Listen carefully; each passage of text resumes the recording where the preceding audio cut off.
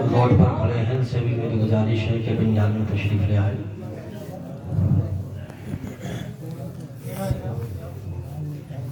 الحمدللہ الحمدللہ الذی ابدع الافلاک والاردین والصلاة والسلام على من كان نبيا وآدم بين الماء والطين وعلى آله وأصحابه أجمعين أما بعد فأعوذ بالله من الشيطان الرجيم بسم الله الرحمن الرحيم أينما تكونوا يدرككم الموت ولو كنتم في بروج مشيدة. وقال آخر إن أولياؤه إلا المتقون. قال النبي صلى الله تعالى عليه وسلم إنما القبر روضة من رياض الجنة أو حفرة من حفرة النار. صدق الله العظيم وصدق رسوله النبي الأمين المعين المتين الكريم ونحن على ذلك لمن الشاهدين والشاكرين والحمد لله رب العالمين.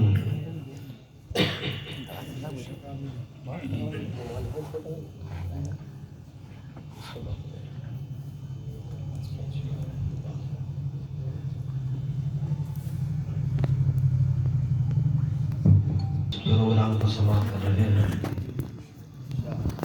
آج کے یہ پروگرام جناب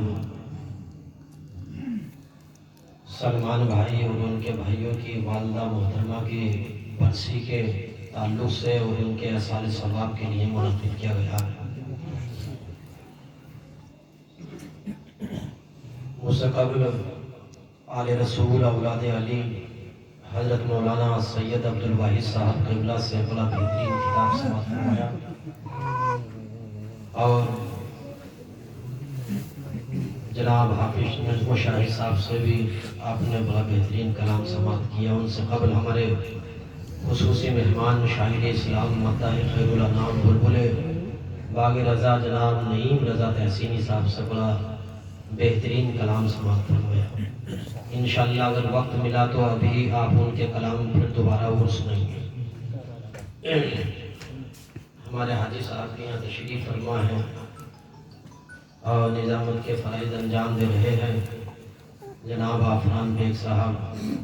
اور یہ ہمارے جناب للہ بھائی کی محبتیں ہیں جو کہ 2 سال پہلے بھی اسی جگہ اسی پنڈال میں برسی کے تعلق سے پروگرام تھا 11ویں شریف کے مبارک مہینے میں. اس میں میری تقریر ہوئی تھی اور پچھلے سال بھی ہمارے بھائی سلمان صاحب نے بہت اصرار کیا تھا آنے کے لیے مگر ڈینگو کی وجہ سے میری طبیعت علیل چل رہی تھی اس لیے نہیں آ پایا تھا. اللہ کا فضل و کرم ہوا زندگی نے ساتھ دیا تو میں حاضر خدمت ہوں. کتنے لوگ ایسے ہیں جو کہ سننا چاہتے ہیں ہاتھ اٹھا کے بتائیں. ماشاءاللہ کہاں جا رہے ہو دوسرا لیے گا. اچھا یہ جو جگہ خالی ہے بیچ میں اس سے دور کر لیں. آ جائیں پھر تھوڑے آگے آ جائیں. ماشاءاللہ کتنا اچھا مجمع ہے. ابھی تو تقریب شروعاتی ہوئی ہے. 12 بجے کس کے اکاؤنٹ کھلتے ہیں وہ بھی رات کے. اب تو دن میں ہی منع کر دیتے ہیں. لیکن تو صبح ٹور باندھتی آتے ہیں نا سلمان بھائی کہیں ایسے کہ ایک ہی بار میں کام ماشاءاللہ آپ لوگوں کی محبتیں ہیں. میں حاضر خدمت ہوں. یہ ہمارے سلمان بھائی کی محبت ہے. حالانکہ آج میں بھی بڑا لمبا سفر کر کے آیا ہوں، سنبھل سے امروہہ، امروہہ سے مراد آباد، بریلی، پیلی بھیت ہوتا ہوا آپ کے دربار میں حاضر ہوا ہوں۔ تو آپ سننا چاہتے ہیں کچھ؟ جی کچھ دیر انشاءاللہ میں اپنے بزرگوں کی زندگی کے تعلق سے اور موت کے تعلق سے اور سرکار غوث پاک رضی اللہ تعالیٰ عنہ کی عظمتیں، کرامتیں، شان، عبادات، زہد و تقوی بیان کروں گا، اور انشاءاللہ میرے بعد پھر ہمارے نئی بھائی بڑے ہی پیارے انداز میں آپ کو سنائیں گے۔ ایک بار بلند آواز سے بول دے سبحان اللہ، ایک بار آہستہ بول دے سبحان اللہ۔ دیکھیے جیسا بھی ہمارے سید صاحب بتا رہے تھے نا کہ اب تو صحیح کر کے مسلک اعلیٰ حضرت بھی نہیں کہتے، مطلق اعلیٰ حضرت کہتے ہیں۔ تو یہ اصل میں 12:08 ہو گئے ہماری گھڑی کے مطابق۔ کہیں کہیں ایسا تو ہوتا ہے واقعی، شروع میں بیٹری پوری چارج ہوتی ہے اور جیسے ہی وقت ڈھلتا چلا جاتا ہے، رات زیادہ ہوتی چلی جاتی ہے، بیٹری ڈاؤن ہوتی چلی جاتی ہے۔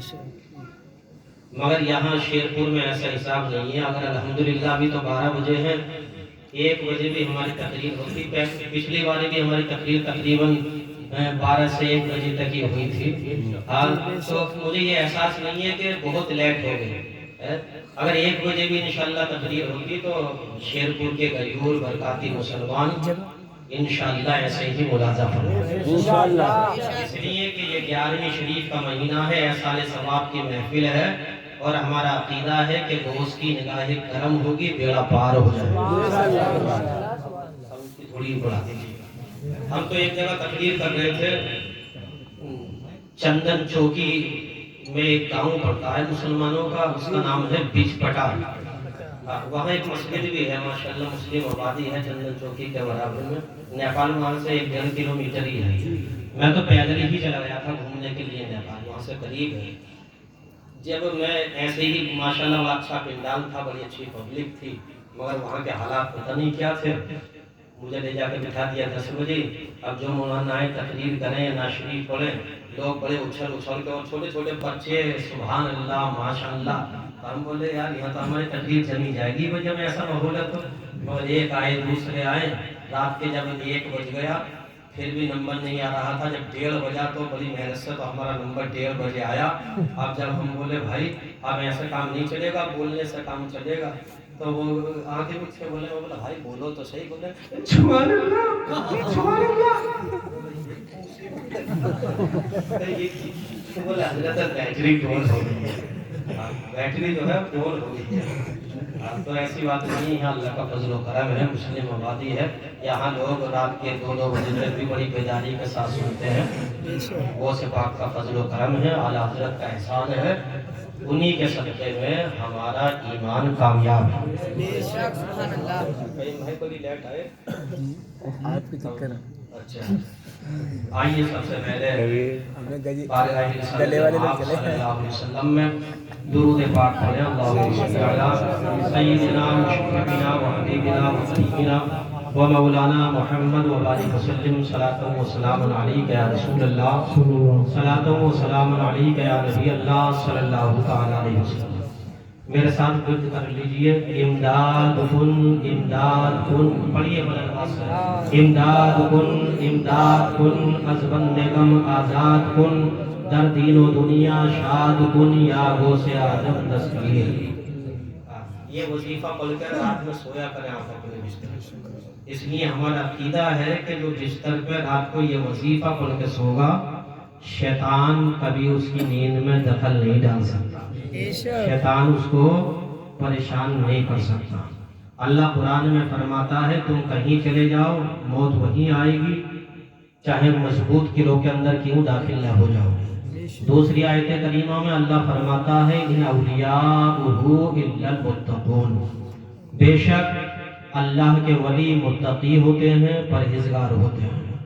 اللہ کے نبی صلی اللہ علیہ وسلم فرماتے ہیں انما القبر روضۃ من ریاض الجنہ او حفرۃ من حفرۃ النار، قبر جنت کے باغوں میں سے ایک باغ بن جاتی ہے، یا جہنم کے گڑھوں میں سے ایک گڑھا بن جاتی ہے۔ جیسی جس کی زندگی ایسی اس کی موت، اور ایسے ہی قبر کے انجام۔ دیکھیے ہمارے پاس 3 زندگیاں ہیں۔ کتنی زندگیاں ہمارے پاس؟ 3 زندگی۔ آپ یہ بات نہیں سن رہے ہوں گے یا سمجھ پا رہے ہوں گے، حالانکہ سچ یہی ہے کہ انسان کے پاس 3 زندگی ہے۔ ایک دنیا کی زندگی، اور ایک دنیا اور آخرت کے بیچ برزخ کی زندگی جسے ہم اور آپ قبر بھی کہتے ہیں، اور تیسری آخرت کی زندگی۔ تیسری کون سی زندگی ہے؟ آخرت کی زندگی۔ دنیا کی زندگی سے برزخ کی زندگی سمجھتی ہے، اور جب برزخ کی زندگی سمجھ جاتی ہے تو انشاءاللہ آخرت کی زندگی کامیاب ہوتی ہے۔ کائی کی زندگی کامیاب ہوتی ہے؟ بھائی بولتے رہیں، وقت زیادہ ہو رہا ہے۔ آخرت کی زندگی کامیاب ہوتی ہے۔ اس لیے تو داماد پیغمبر ذو النورین حضرت عثمان غنی تیسرے خلیفہ کیا فرماتے تھے؟ قبر پر جا کر، قبرستان میں جاتے، قبروں پر جاتے، اتنا روتے کہ آنکھوں سے آنسو نکل کر ڈاری شریف سے نیچے گرنا شروع ہو جاتے تھے۔ کسی نے کہا تھا کہ آپ اتنا کیوں روتے ہو؟ آپ کے جنتی ہونے کی بشارت تو نبی کریم نے دے دی۔ سبحان اللہ، سبحان اللہ۔ حضور نے جنتی ہونے کی بشارت دی حضرت عثمان غنی کو، اور پوری دنیا میں وہ مقام ہے عثمان غنی کا کہ نبی کی 2 بیٹی کسی کے نکاح میں نہیں آئی، وہ مقام ہے تو عثمان غنی کا ہے۔ یا کے بعد دوسری بیٹی کو آقا نے حضرت عثمان غنی کے نکاح میں دیا۔ مسلمانوں، وہی حضرت عثمان غنی اتنا روتے کہ آپ کی ڈالی مبارک سے آنسو جو تھے زمین پر ٹپکنے لگتے تھے۔ لوگوں نے پوچھا آپ اتنے کیوں روتے ہو؟ آپ تو جنتی انسان ہو۔ تو حضرت عثمان غنی نے فرمایا آخرت کی سب سے پہلی منزلوں میں سے قبر پہلی منزل کا نام ہے۔ اگر یہیں سے کامیابی مل گئی تو ہم وہاں بھی کامیاب ہو جائیں گے، اور اگر یہی کامیابی نہیں ملی تو آخرت کی منزلیں بڑی کٹھن ہو جائیں گے۔ اب میرے بھائیوں اندازہ لگائیے، ایسے اصحاب، ایسے بزرگان دین موت کو یاد کر کے، اپنی قبروں کو یاد کر کے، آخرت کو یاد کر کے کتنا رویا کرتے تھے۔ آج کا مسلمان ہے، موت دیکھتے ہیں، حادثات دیکھتے ہیں، کوئی سڑک پر مر رہا ہے، کوئی ایکسیڈنٹ میں مر رہا ہے، کوئی 55 میں مر رہا ہے، کوئی جوانی میں دنیا سے جا رہا ہے، مگر آج مسلمانوں کے دل ایسے ہو گئے ہیں، آج گناہوں کی وجہ سے ہمارے دل کالے پڑ گئے ہیں، گناہوں کی وجہ سے دل ایسے کالے ہو گئے ہیں کہ آج پہلے کے مسلمان قبرستان میں جا کر روتے تھے، اور آج کا مسلمان قبرستان میں جا کر ہنستا ہوا نظر آتا ہے۔ قبرستان میں بھی جا رہا تو ہنس رہا، اور بعض تو ایسے ہیں قبرستان میں بھی جاتے ہیں تو بھئی قبرستان میں جا کر کیا پڑھنا چاہیے؟ قبرستان میں جا کر قرآن پڑھنا چاہیے، نبی کا درود و سلام پڑھنا چاہیے، مردے کی مغفرت کی دعا کرنا چاہیے قبرستان میں جا کر۔ مگر آج کیا ہو رہا ہے، لوگ قبرستان میں جاتے ہیں تو یہ بتائیے تمہارے ووٹ کتنے ہیں؟ پھلا کو تو 600 مل رہے، ارے یار پھلا کو تو 700 مل رہے۔ اگر الیکشن میں کسی کا انتقال ہو جائے تو اس کی مغفرت تو بھول جاتے ہیں، ووٹوں میں ہی رہ جاتے ہیں، فلاں کو کتنے مل رہے ہیں اور فلاں کو کتنے مل رہے ہیں۔ آج ہمارا حال یہ ہو رہا ہے مسلمانوں، مگر کتابوں کے اندر لکھا ہے، علامہ عبد المصطفیٰ اعظمی نے روحانی حکایات کے اندر بھی لکھا ہے، اور بھی بہت سے بزرگوں نے یہ واقعہ لکھا ہے کہ ایک بزرگ قبرستان میں جاتے ہیں اور قبرستان میں جا کر سو جاتے ہیں۔ ایک بزرگ قبرستان پہنچے اور وہاں جا کر سو گئے۔ وہاں جا کر کیا ہو گیا؟ سو گئے، آنکھ لگ گئی ان کی، سو گئے۔ وہاں جا کر سو گئے، خواب کی حالت میں کیا دیکھتے ہیں کہ تمام قبرستان کے مردے اپنی اپنی قبروں سے باہر نکل کر کھڑے ہیں۔ قبرستان کے مردے اپنی قبروں سے باہر نکل کر کھڑے ہیں. اللہ تاریخ بتاتی ہے انہوں نے دیکھا تو سوچنے لگے کہ قیامت آ گئی، کیونکہ قیامت ہی کے دن تو مردے قبروں سے باہر نکلیں گے. انہوں نے دیکھا کہ تمام مردے اپنی قبروں سے باہر نکلے ہیں. انہوں نے معلوم کیا، اے قبرستان کے مردوں، آج اپنی قبروں سے باہر کیوں نکلے ہو؟ کیا بات ہو گئی ہے؟ انہوں نے کہا قیامت قائم نہیں ہوئی ہے، آج ہم اپنی قبروں سے نکل کر ایک ثواب تقسیم کر رہے ہیں، ثواب بانٹ رہے ہیں. انہوں نے کہا کون سا ثواب ہے، کون سا ثواب بانٹ رہے ہو؟ انہوں نے کہا ایک اللہ والا آیا تھا، ایک بزرگ آیا تھا، اور وہ آنے کے بعد قبرستان آتا ہے. قبرستان آنے کے بعد قبرستان میں کھڑے ہو کر 3 مرتبہ قل هو اللہ احد شریف سورہ اخلاص کی تلاوت کرتا ہے. سورہ اخلاص کی تلاوت کرنے کے بعد اس کا سب ثواب اس قبرستان کے تمام مردوں کی ارواح کو بخش دیتا ہے. اے بزرگ سنو، 1 سال ہو گیا ہم ثواب کو تقسیم کر رہے ہیں، ہم ثواب کو بانٹ رہے ہیں، مگر ثواب ختم نہیں ہوگا. یہ قرآن کی عظمت ہے، یہ قرآن کی شان ہے. نعرہ تکبیر، نعرہ رسالت، سکے اعلیٰ حضرت مشتاق غوث الورا حضرت علامہ قاری رضوان صاحب قبلہ. نعرہ تکبیر، زندہ باد، سبحان اللہ سبحان اللہ، ماشاءاللہ. محترم حضرات، ہمارے اسلاف پہلے قبرستان جاتے تھے تو قرآن کی تلاوت کیا. آپ بھی جب قبرستان جایا کرو تو قرآن کی تلاوت کیا کرو، اور ہمارے اسلاف کی زندگی دیکھو، ہمارے بزرگوں کی زندگی دیکھو، کس طرح سے ان کی زندگی تھی اور کیسی موتیں تھیں، اور انتقال کے بعد جب قبر میں دفن کیے گئے تو ان کی کیسی قبریں تھی. سبحان اللہ. اور بزرگوں کی قبریں دیکھو. مسلمانوں ائمہ کرام میں سے ایک امام وقت گزرے ہیں جن کا نام امام بخاری ہے. کیا نام ہے بھائی ان کا؟ امام بخاری. نام ہے محمد بن اسماعیل. آپ بخارا کے رہنے والے تھے، اس لیے آپ کو امام بخاری کہا جاتا ہے. اور آپ نے ایک کتاب لکھی بخاری شریف، جو کہ قرآن کے بعد سب سے افضل و اعلیٰ وہی کتاب ہے. سبحان اللہ سبحان اللہ. کی کتاب ہے. قرآن میں اللہ کا کلام ہے اور بخاری میں رسول اللہ کا فرمان ہے. بخاری میں کس کا فرمان ہے؟ رسول اللہ صلی اللہ علیہ وسلم کا فرمان ہے.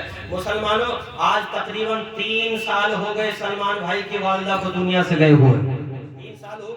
3 سال ہو گئے تقریباً سلمان بھائی کی والدہ کو اس دنیا سے گئے ہوئے، مگر آج بھی ان کے بچے، آج بھی ان کی اولاد ان کے لیے احسان ثواب کر رہی ہے.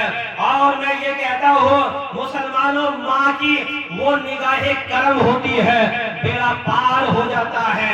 اور یہ سمجھیے گا، آج آپ نے دیکھا ہوگا کسی کو کوئی عہدہ ملتا ہے، کسی کو کوئی مرتبہ ملتا ہے، مگر یہ یاد رکھیے گا کبھی کبھی یہ والدین کی، والدہ کی اور والد کی دعاؤں کا نتیجہ ہوتا ہے جو اللہ یہ مقام عطا فرماتا ہے. اس لیے جس کے اوپر ماں کی دعا ہوتی ہے وہ دنیا میں بھی کامیاب ہوتا ہے. یہ ماں کی دعاؤں کا نتیجہ ہوتا ہے مسلمانوں. اور یہ یاد رکھیے گا، ماں کی دعا رد نہیں ہوتی ہے،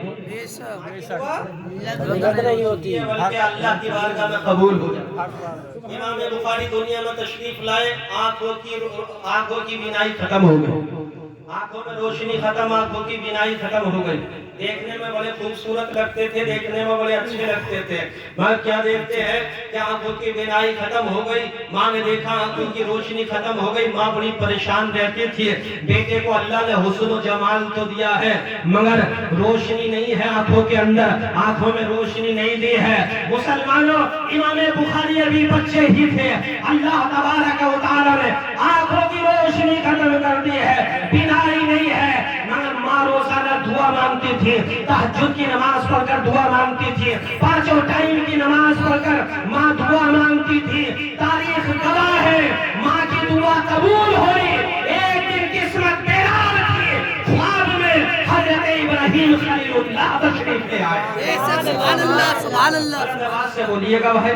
سبحان اللہ. پیچھے والے بھائی سوچ رہے ہیں کہ سبحان اللہ بھی، آگے والے کہیں نذرانہ بھی یہی لوگ دے.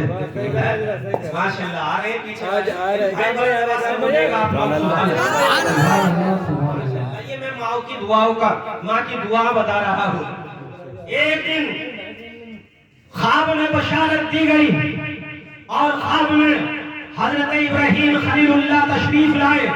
جب حضرت ابراہیم خلیل اللہ تشریف لائے تو کیا دیکھتی ہے؟ آپ نے بشارت دی مبارک ہو آپ کے بیٹے بخاری محمد بن اسماعیل جو ہے ان کی بینائی واپس آ جائے گی, اللہ تعالیٰ ان کی آنکھوں میں روشنی عطا فرمائے گا.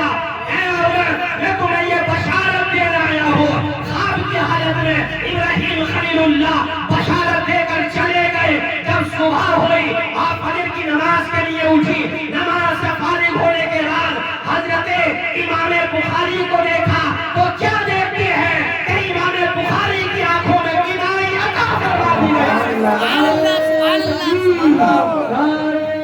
رسالت مسلک اعلی حضرت وسیع حضرت علامہ قاری رضوان صاحب قبلہ علماء اہل سنت نعرہ تکبیر. سبحان اللہ سبحان اللہ ماشاء اللہ. آنکھوں میں بینائی آئی اور جب آنکھوں میں بینائی آئی بڑے ہوئے پڑھے لکھے آپ نے بخاری شریف لکھی. اور زندگی کا عالم یہ ہے, آج ہماری نمازوں کا عالم یہ ہے, اگر امام صاحب رمضان شریف کے مہینے میں کچھ زیادہ لمبی قرات کر دے, ایک پارہ پڑھ دے تو تمام مقتدی ناراض, تمام پریشان. یعنی نمازوں کا آج یہ حال ہو گیا ہے. نمازوں کے خشوع اور خضوع نمازوں میں ختم ہو گئے. حالانکہ اللہ نے فرمایا قد افلح المؤمنون الذین هم فی صلاتهم خاشعون.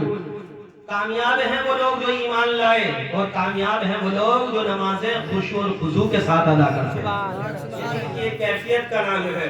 مسلمانوں نمازیں ادا ہو تو ایسی ہو آپ کم سے کم یہ تصور کرو کہ ہمیں رب دیکھ رہا ہے, اور یہ بھی تصوف نہ ہو تو کم سے کم اتنا دیکھو ہم رب کے سامنے کھڑے ہوئے ہیں, ہم رب کی بارگاہ میں کھڑے ہوئے ہیں. اللہ اللہ تعریف بتاتی ہے. یہ امام بخاری کی زندگی ہے. جب بڑے ہوئے نماز پڑھتے تھے تو اتنی خشوع اور خضوع کے ساتھ پڑھتے تھے. ایک دن امام بخاری نماز ادا فرما رہے ہیں. حالات نماز میں دوران نماز جو ہے ایک کیڑا, ایک زہریلا کیڑا آپ کے کرتے کے اندر چلا جاتا ہے, آپ کے قمیص مبارک کے اندر گھس جاتا ہے. آپ نماز پڑھ رہے ہیں, وہ بھی نماز کھڑے ہو کر پڑھی جا رہی ہے. اللہ اللہ الحمد شریف کے بعد قرآن کی آیتیں تلاوت کر رہے ہیں, قرآن کی سورت مبارکہ تلاوت کر رہے ہیں, پڑھتے چلے جا رہے ہیں, پڑھتے چلے جا رہے ہیں. اب وہ جو زہریلا کیڑا امام بخاری کے کرتے میں گھسا ہوا تھا اس نے ڈنک مارنا شروع کر دیا, اس نے کاٹنا شروع کر دیا. اب مسلمانوں بتاؤ شریعت کا تو یہ حکم ہے جہاں مسلمان نماز پڑھ رہا ہو آگے سے سانپ نکلا ہوا جا رہا ہو, اگر آپ کو یہ اندازہ ہو, آپ کو یہ خیال ہو اگر میں نماز نہیں توڑوں گا تو یہ میرے ڈنک مار دے گا, مجھے ڈس لے گا, تو شریعت کا حکم یہ ہے نماز توڑ کر اس زہریلے کیڑے کو یا تو مار دو یا اسے کہیں دور ڈال دو. مگر غور کیجئے یہاں نماز نہیں توڑ رہے ہیں, یہاں نماز ختم نہیں ہو رہی ہے. امام بخاری کی کمر میں ڈنک مار رہا ہے.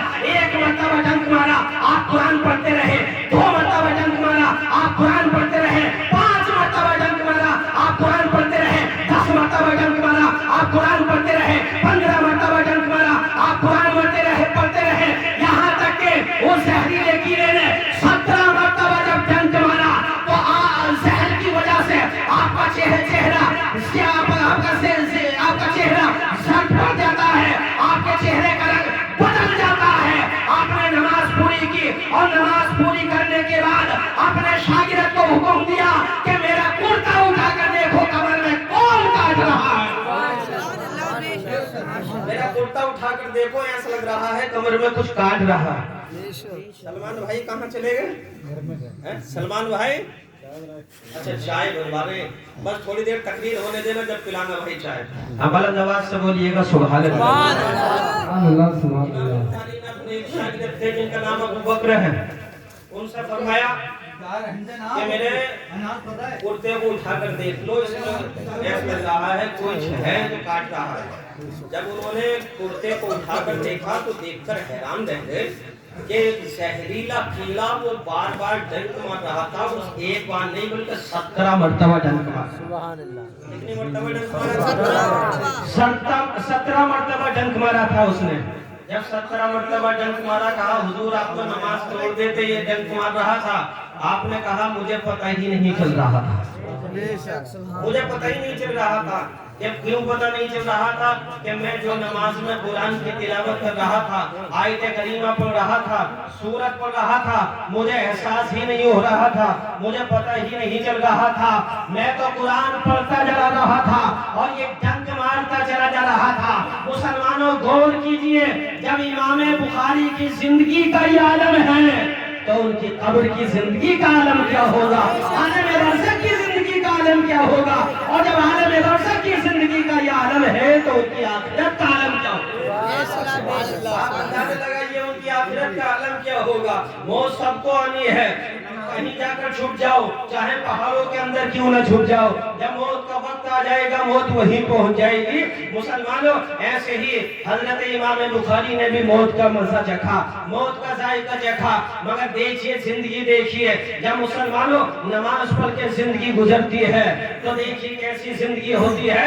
امام بخاری نے کو موت آئی، موت کا مزہ چکھا، جب ان کو بخارا میں سمرقند میں دفن کیا گیا، اللہ اللہ تاریخ بتاتی ہے ان کی قبر پر مٹی چڑھائی گئی۔ میں نعیم بھائی تحسین صاحب کی توجہ چاہوں گا، آپ نے یہ بات بارہا سنی ہوگی، آپ نے یہ بات بارہا سنی ہوگی کہ امام احمد بن حنبل کی قبر سے مشک و عنبر کی خوشبو آتی تھی، فلاں ولی کی قبر سے مشک و عنبر کی خوشبو آتی تھی۔ ہم نے دیکھا فلاں ولی کی قبر کھل گئی تو مشک و عنبر کی خوشبو آ رہی تھی، مگر قربان جاؤ وہ امام بخاری جنہوں نے پوری زندگی کو محبت رسول پر قربان کر دیا تھا، اللہ کے ولیوں کی محبت پر قربان کر دیا تھا، وہ امام بخاری جب ان کی قبر پر مٹی چڑھائی گئی تو آپ کی قبر کے اندر سے نہیں بلکہ قبر کے اوپر جو مٹی تھی اس مٹی سے مشک و عنبر کی خوشبو نکل رہی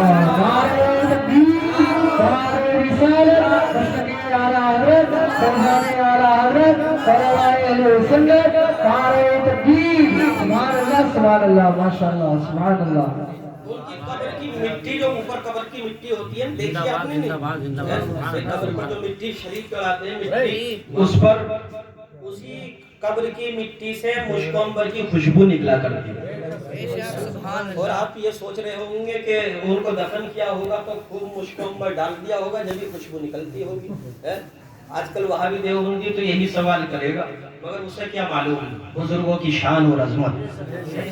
کتابوں کے اندر آتا ہے جو بھی ان کے مزار شریف پر فاتحہ پڑھنے کے لیے جاتا تبرک کے طور پر تھوڑی سی مٹی لے کر آتا، تھوڑی سی مٹی اٹھا کر لے کر آتا۔ جیسا ہم بزرگوں کے مزار شریف پر جاتے ہیں تو پھول لے آتے ہیں، برکتن لے آتے ہیں، ہاں، یا منہ میں دبا لیتے ہیں، ایسے ہی لوگ امام بخاری کی قبر شریف پر جاتے تو مٹی جو ہے وہ تبرک کے طور پر لے کر آتے، یہاں تک کہ پوری مٹی ختم ہو گئی۔ لوگ پوری مٹی بھی آئی قبر کی، لوگوں نے پھر دوبارہ چڑھایا، پھر لوگ لاتے رہے، دوبارہ چڑھاتے رہے، پھر لاتے رہے، یہاں تک کہ کتنی بار مٹی چڑھائی گئی، لوگ لاتے رہے، مگر اس مٹی سے مشک و عنبر کی خوشبو ختم نہیں ہوئی۔ یہ کس کی شان ہے؟ یہ غلام رسول کی شان ہے، جنہوں نے اپنی پوری زندگی کو محبت رسول میں قربان کر دیا تھا۔ لوگوں یہ ان کی زندگی کی شان ہے، ان کی عظمتیں ہیں مسلمانوں، اور ہمارے اسلاف اور ہمارے بزرگوں کی تو شان یہ ہے جس کے اوپر نگاہ کرم ہو جائے اس کا بیڑا پار ہو جائے۔ ہمیں پتہ چل رہا ہے امام بخاری کی قبر سے کہ ہمارے اسلاف دنیا میں رہے جب بھی زندہ اور قبر میں رہے جب بھی زندہ، قبر میں رہے جب بھی زندہ۔ یہاں برکاتی لوگ بیٹھے ہیں، کچھ نہیں بیٹھے ہیں، ماہرہ شریف سے کتنے لوگ مرید ہیں ہاتھ اٹھا کر بتائیے گا۔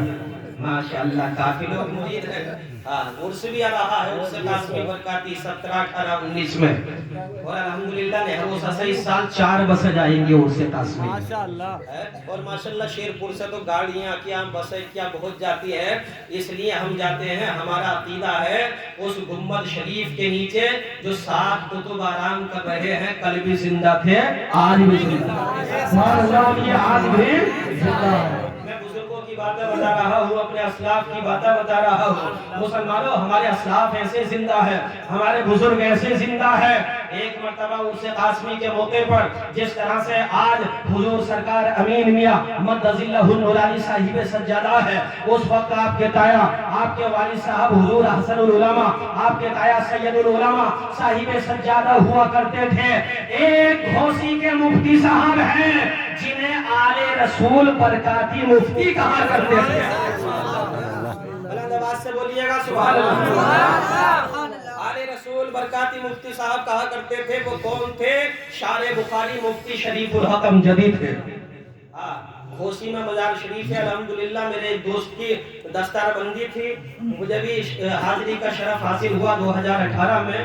وہاں حضور مفتی شریف الحق صاحب کا بھی مزار شریف ہے، اور جنہوں نے بہار شریعت لکھی ہے حضور صدر الشریعہ کا بھی مزار شریف ہے۔ اللہ اللہ۔ اور بغل میں کچھ ہی دور چلیے تو مبارک پور میں حافظ ملت کا مزار شریف ہے۔ اللہ اللہ، وہ بزرگوں کی شان ہے۔ یہ مہرہ شریف جاتے تھے، برکاتی تھے الحمدللہ۔ اور برکاتیوں، میں ابھی غوث پاک کی بات بیان کروں گا اور پھر اس کے بعد بتاؤں گا انشاءاللہ کہ برکاتیوں کی عظمت کیا ہے، برکاتیوں کی شان کیا ہے۔ اور برکاتیوں، تم صرف سڑکوں پر ٹہلنے کے لیے نہیں ہو، تم صرف ایک دوسرے کی چغلخوری غیبت کرنے کے لیے نہیں ہو، بلکہ تمہارا مقام تو وہ ہے کہ تمہاری ذمہ داری سرکار غوث اعظم دستگیر نے لی ہے۔ تمہاری ذمہ داری شفاعت کی ذمہ داری، بخشش کی ذمہ داری لی گئی ہے۔ یہی محرر شریف ہے۔ آپ دنیا کے کونے پر چلے جائیے مگر ضلع ایٹا میں ایک قصبہ محرر شریف ہے، اللہ اللہ، وہاں ایک گنبد شریف ہے، اسی گنبد کے نیچے، اسی برکاتی گنبد کے نیچے 7 کتب آرام فرما رہے ہیں۔ عرس قاسمی برکاتی کا موقع تھا، اللہ اللہ، تاریخ گواہ ہے۔ ایک سال مفتی شریف الحق امجدی سید العلماء حضور نجیب ملت رفیق ملت کے تایا جان سے عرض کرتے ہیں کہ حضور میں ہر سال خود جا کر مزار کی حاضری کرتا ہوں، مگر اس سال آپ کو اپنے ساتھ لے کر جاؤں گا، حضور مجھے دل کھول کر آپ ہی زیارت کرا دیں۔ حضور دل کھول کر مجھے مزار شریف کی زیارت کرا دیجئے، حاضری کرا دیجئے۔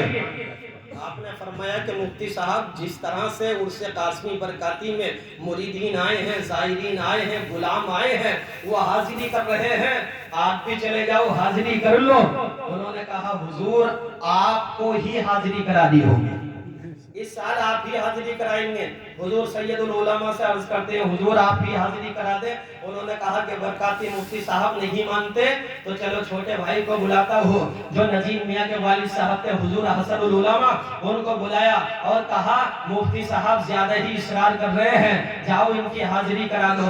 اللہ اللہ، تاریخ گواہ ہے، مفتی صاحب نے جب حضور حسن العلماء تشریف لائے کہا کہ چلیے مفتی صاحب قبلہ آپ توجہ ادھر رکھیے گا، میں زندوں کی بات کر رہا ہوں مسلمانوں، میں قبرستان میں مردوں کی نہیں زندوں کی بات کر رہا ہوں۔ الحمدللہ زندوں کے مجمع میں بیٹھ کر زندوں کی بات ہو رہی ہے، وہ بھی کسی دنیا والوں کی نہیں، آل رسول کی بات ہو رہی ہے۔ سبحان اللہ، نعرہ تکبیر، نعرہ رسالت، مسلک اعلی حضرت فیضان بارہارہ، فیضان بارہارہ، نعرہ تکبیر، نعرہ رسالت، زندوں کی بات ہو رہی ہے۔ اللہ اللہ، تاریخ گواہ ہے، آگے آگے آل رسول جا رہے ہیں اور پیچھے پیچھے غلام رسول جا رہے ہیں۔